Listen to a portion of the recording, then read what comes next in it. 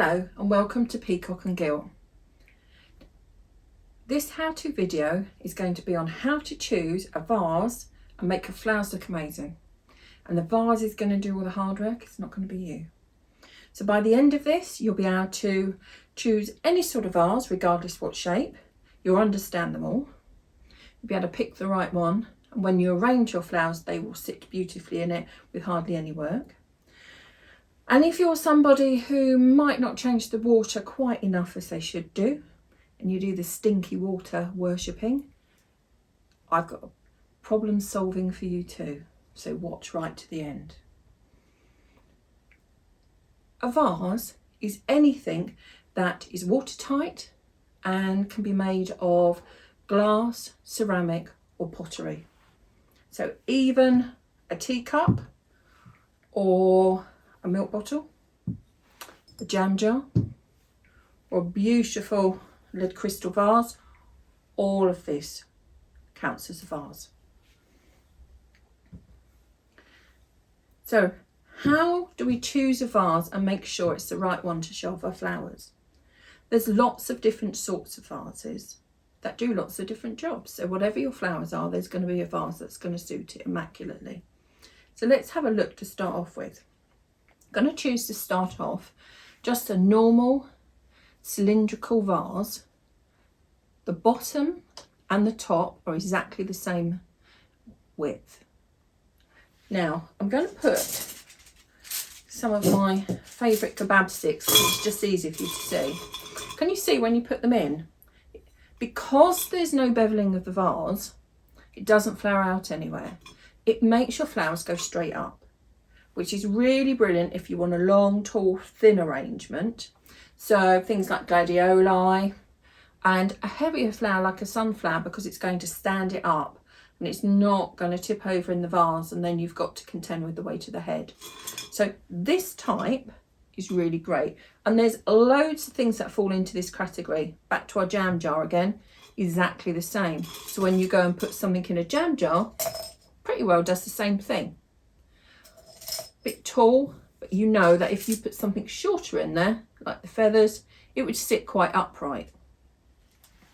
So let's have a look at another style of vase, and that one has got a wide base and a thin neck. This has got some great properties too. So let's do our kebab stick challenge and pop that in. Now then, we can see much more rounder type of arrangement. So if you want some flowers to spread out and you've got quite a few flowers and you don't want them to be too jammed together, which you might get with a cylindrical vase, this would be good for you. If you've got a thicker stem, because it's got such a wide base, there's plenty of movement in there. You're going to get plenty of water. So if these stems tend to be a little bit heavier on the top, you've got a large headed rose, a big gerbera, something like that, this shape is going to work for you. Okay, the neck is going to hold it in tight, and that little flare at the top is just going to give you that wider set arrangement. Still on that sort of theme, but just the opposite way round, is this lovely vase. So this one, again, very small inside on the base. So look what happens this time. They sit a lot more upright because they're constricted by the way that this is made. So if you want something to sit up off the vase, or you've got something that's a bit heavier head, like a lovely garden rose, but the stem's a bit weak, you would get that stem to come up and then it would just fall over the side. So again, really nice. This works beautifully for things like lily of the valley, freesia, gypsophilia, all those itsy bitsy flowers. This is perfect for, because it can't handle those large stems at the bottom. If you do go and put a large stem in here, what happens is, I think I might be able to show you, it gets jammed right down the bottom and sits up tall. Good look though, if you want just something a little bit different. Just be aware you're going to need to jam it in the bottom. So So that's 3 different types of vases that do 3 different jobs with your flowers. I think when we have flowers, we don't want to just jam them in the vase. We do want them to look like they've been arranged. And if they've come as a hand tied, you can just cut the bottom, and a vase like this, you can just drop in and it would flare out at the bottom and your time point would sit on the neck of the vase. So, but if you haven't got a bunch of flowers and you are just going to have one flower, let's look then at the single bud vases. Oh, quite a selection of these. You could also get away with one of these little bottles you put your cordial in, like a little Kilner bottle. That would do the same because it's got quite a small neck. So this is the traditional bud vase. You'd have one single stem in there, and it's got quite a wide base. You can see it's meant for the job. Very classic, bit on the old-fashioned side, but means it's tried and tested. Again, this one here has got quite a good base. Let's see what happens when we put a couple of microbab sticks in. Quite tight, but does a little bit of a flare out. Maybe if you've got a couple of flowers in there, you could get away with it. Let's have a look at the traditional one and a more vintage style one. You can see holding them up quite straight, and the same with the more modern bottle style. There is another thing to think about with this, and we sort of nearly addressed it with the wider base vase. How much water it holds.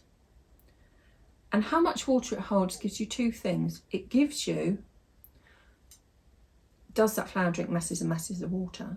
So chrysanthemums and blooms, when you've first got them and they're new in from market, oh my goodness, they just drink absolutely gallons. So you'd be forever topping up. Things like calla lilies do the same. So you just need to think about how much water was in something like this. You're not going to get very much at all.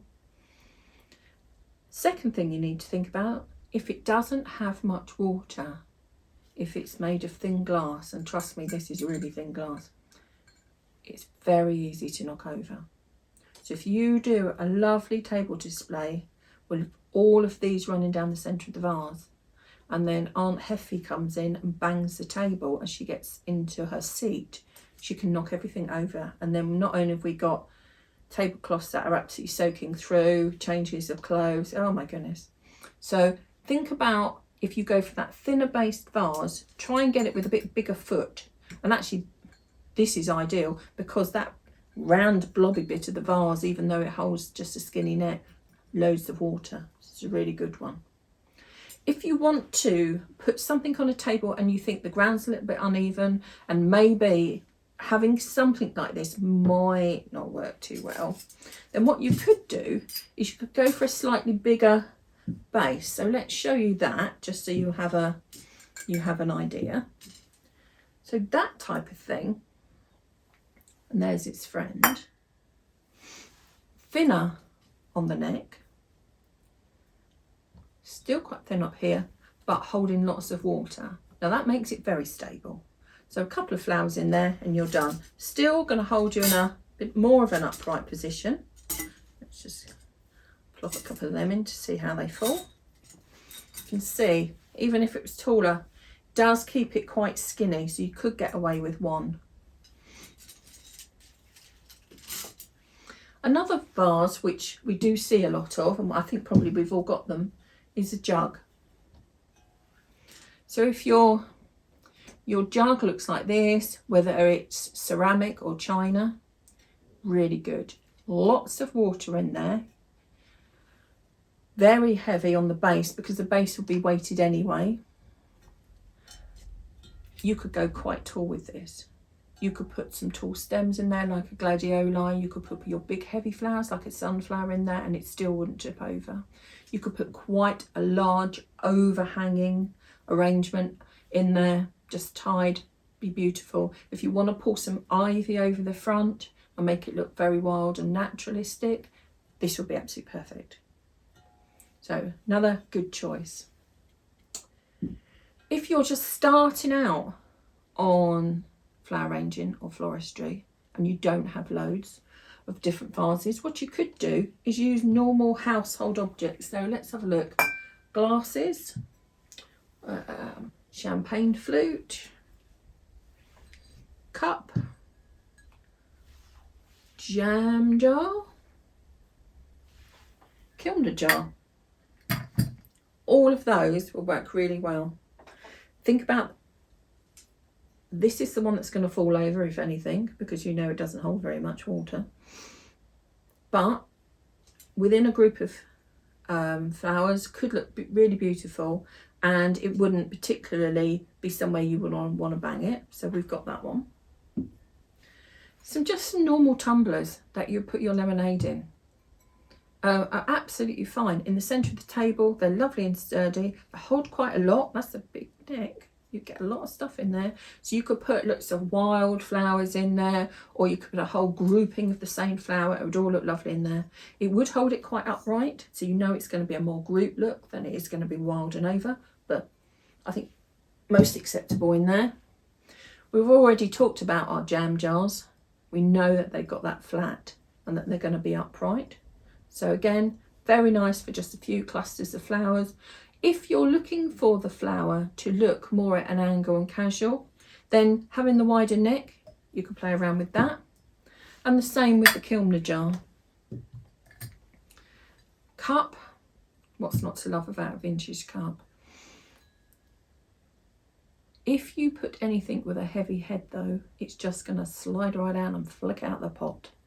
So just keep it something short and neat, maybe pack it with foliage and push the flowers through and they should hold it there. So lots of different vases. The only thing we haven't talked about is when you change the water and it starts to look a bit messy.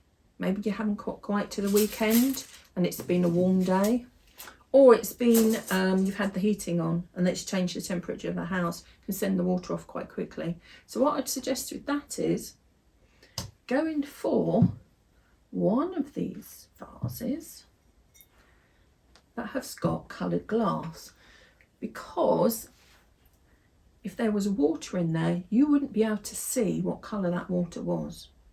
You wouldn't know whether it was going to be horrible and yucky or if it was going to be really lovely. So it's sort of a bit of a disguise. The little votive holders often come in coloured glass and they can look quite nice with just one or two heads on. The other thing I've done is I've actually got a small glass vase and I've sprayed it with car paint. So follow the instructions, make sure you breathe in nicely. Don't do it inside with all the windows shut, otherwise you'll be choking. But that can look quite good, because now all sorts of terrible things can happen in that vase and you actually wouldn't know. So I hope that has given you some sorts of ideas of all the different types of vases and all the different things that you can do with them. Leave me a comment below. Don't forget to subscribe, because we're going to do lots of how-to videos and you're going to learn lots of lovely things that you can use with your flowers.